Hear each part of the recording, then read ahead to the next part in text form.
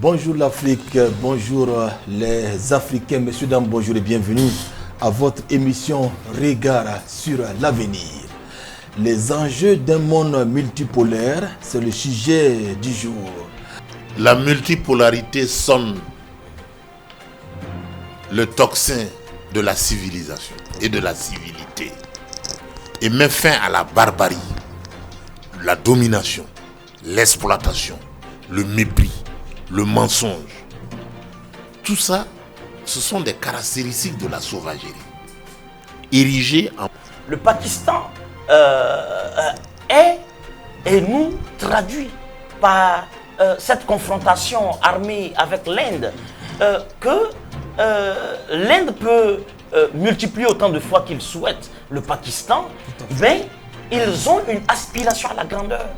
Ils ont un désir d'affirmation de leur volonté de puissance.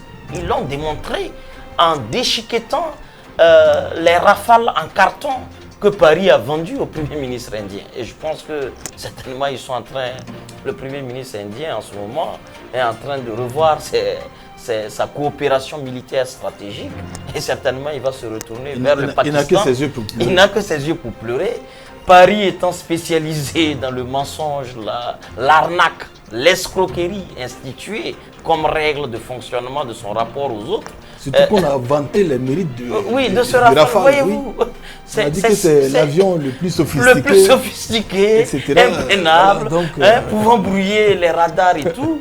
Ça a donc paniqué effectivement tout le monde, incluant ceux aujourd'hui qui prônent effectivement cela.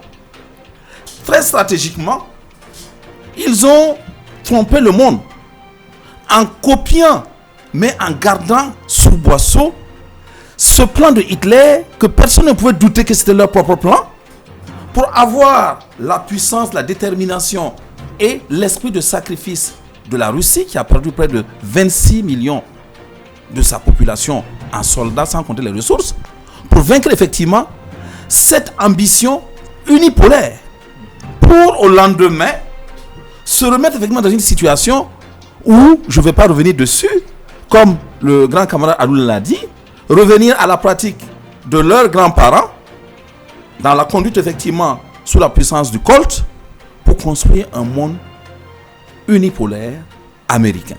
Analyse et commentaires dans cette émission avec des personnes ressources, notamment Gervais Nadambiga, consultant en développement local, Imhotep Bayala, coordinateur national du cadre 2 heures pour nous, 2 heures pour Kamita.